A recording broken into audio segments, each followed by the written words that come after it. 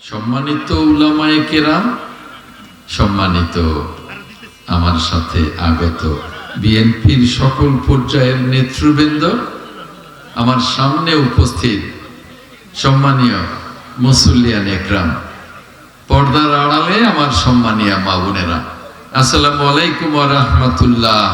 ওয়া আলাইকুম সালাম রাহমাতুল্লাহি ওয়া বারাকাতুহু। কেমন আছেন?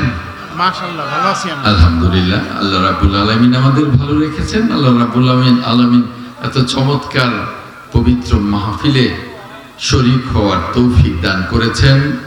রাব্বুল আলামিনকে শুকরিয়া আদায় করছি। শুকর আলহামদুলিল্লাহ। শুকর আলহামদুলিল্লাহ। প্রিয় মুসল্লিয়ান একরাম, আমি দুটো কথা বলার আগে আপনাদেরকে বলছি, আমার বাংলাদেশের অবিসংবাদিত নেত্রী, বাংলাদেশের সাবেক তিনবারের সফল প্রধানমন্ত্রী, দেশনেত্রী ম্যাডাম খালেদা জিয়া গুরুতর অসুস্থ অবস্থায় ঢাকার এভার কেয়ার হাসপাতালে চিকিৎসাধীন। ম্যাডাম খালেদা জিয়ার জন্য সারা দেশ দোয়া করছে, দেশের সকল রাজনৈতিক দল দোয়া করছে, বিশ্বের সকল রাষ্ট্র নায়কেরা দোয়ার বার্তা পাঠাচ্ছে। আমরাও এই মাহফিল থেকে ম্যাডাম খালেদা জিয়ার জন্য দোয়া করব। সকলের দোয়ার সাথে আমাদের দোয়া রব্বুল আলামিন কবুল করবেন।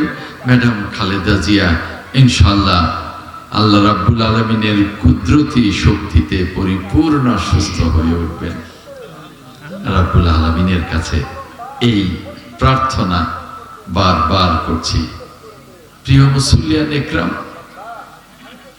গতকাল রাত্রি 9:30টায় বাংলাদেশের তরুণ প্রজন্মের, যুব প্রজন্মের মেধাবী একজন নেতা, ইনকিলাব মঞ্চের প্রধান অর্থাৎ মুখপাত্র হাদি শরীফ উসমান হাদি, যাকে এক সপ্তাহ আগে সন্ত্রাসী চক্র তার মাথায় গুলি করেছিল, সরকার, বর্তমান ডক্টর ইউনূস সরকার তাকে পাঠিয়েছিলেন সিঙ্গাপুরে।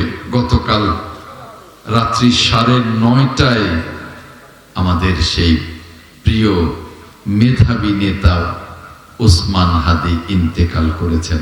ইন্না লিল্লাহি ওয়া ইন্না ইলাইহি রাজিউন। তাৎক্ষণিক প্রধান উপদেষ্টা জাতির উদ্দেশ্যে ভাষণে তার প্রতি শ্রদ্ধা নিবেদন করেছে। আজকে রাষ্ট্রীয়ভাবেই বাংলাদেশের সকল মসজিদে জুমার নামাজের পরে দোয়া মাহফিল ছিল। আগামীকালকে রাষ্ট্রীয় একদিনের সুখ পালিত হবে। আল্লাহ রাব্বুল আলামিন শরীফ এই উসমান হাদিকে ক্ষমা করে দিন, তাকে শহীদের মর্যাদা দিয়ে জান্নাতবাসী করুন, আমিন। প্রিয় মুসল্লিয়ান একরাম, পর্দার আড়ালের মা বোনেরা, আমি 5টা কর্মসূচি, 3টা এরকম মাহফিল, আরো 2টো কর্মসূচি শেষ করে সখীপুরে এই বাসায় এলাম। আপনাদের এখানে এসছি, আপনারা আমারই মানুষ, আমি আপনাদের সন্তান, আমার পাশেই বাড়ি। এখানে তো না এসে আপনারা আমন্ত্রণ জানিয়েছেন, আমি তো না এসে পারবো না। তবে আরো একটা কর্মসূচি পূর্ব পাড়ায়, আরো 2টা, সেখানে যেতে হবে, তারা নইলে মন খারাপ করবে। সকল যারা দাওয়াত করেন, এক রাতে 10টার কাছাকাছি মাহফিল এবং কর্মসূচি থাকে। সকলের কথা, আপনি কি হাদিয়া দেবেন, আপনার হাদিয়াটা আমাদের কাছে মূল বিবেচ্য হলো আপনি আসবেন, আমাদের সামনে সালাম দেবেন, 2টো কথা বলবেন, আমরা খুশি। সেখানে কি না যে পারি? আমি যদি বলি হাদিয়া পাঠিয়ে দেব, দরকার নেই, আপনি এসে একটা সালাম দিলে আমরা খুশি। এই ভালোবাসা না দিয়ে পারি আমি, আমাকে যেতে হয়। গভীর রাত অবধি যেতে হয়, যে কারণে আমি যাই। আমি সকলের প্রতি আমার ভালোবাসার জবাবে সকলের প্রতি সম্মানটা আমি দেখানোর চেষ্টা করি। আমার প্রিয় মুসল্লিয়ান একরাম, পর্দার আড়ালের মা বোনেরা, বেশি কথা বলবো না, আর নির্বাচন নিয়ে তো কথা বলবো না, কারণ আপনারা হয়তো ইতিমধ্যে শুনেছেন 1 মাসের জন্য নির্বাচন কমিশন রাজনৈতিক বা নির্বাচনী প্রচার বন্ধ করে দিয়েছেন। এই জন্য আমি নির্বাচন নিয়ে কথা বলবো না। আমি শুধু আপনাদের কাছে দোয়া চাইব, আপনারা আমাকে দোয়া করবেন আপনাদের সন্তান হিসেবে, আপনাদের আপনজন হিসেবে। আর আল্লাহ রাব্বুল আলামিন, আমরা যারা এখানে উপস্থিত হয়েছি পর্দার আড়ালের মা বোনেরা, আমাদের বাবা মা, দাদা দাদি, নানা নানি, শ্বশুর শাশুড়ি, আত্মীয় স্বজন, বন্ধু বান্ধব, রাব্বুল আলামিন আমাদেরকে সহি সালামতে রাখুন। রাব্বুল আলামিন আমাদেরকে নেক হায়াত দারাজ করুন। রাব্বুল আলামিন আমাদেরকে কল্যাণ এবং মঙ্গলের সাথে রাখুন, ঈমান এবং ইজ্জতের সাথে রাখুন। আর আমরা যারা এখানে উপস্থিত হয়েছি মুসল্লিয়ান একরাম, পর্দার আড়ালের মা বোনেরা, আমাদের বাবা মা, দাদা দাদি, নানা নানি, শ্বশুর শাশুড়ি, আত্মীয় স্বজন, বন্ধু বান্ধব যারা কবরবাসী হয়েছেন, রাব্বুল আলামিন সকল কবরবাসীকে ক্ষমা করে দিন।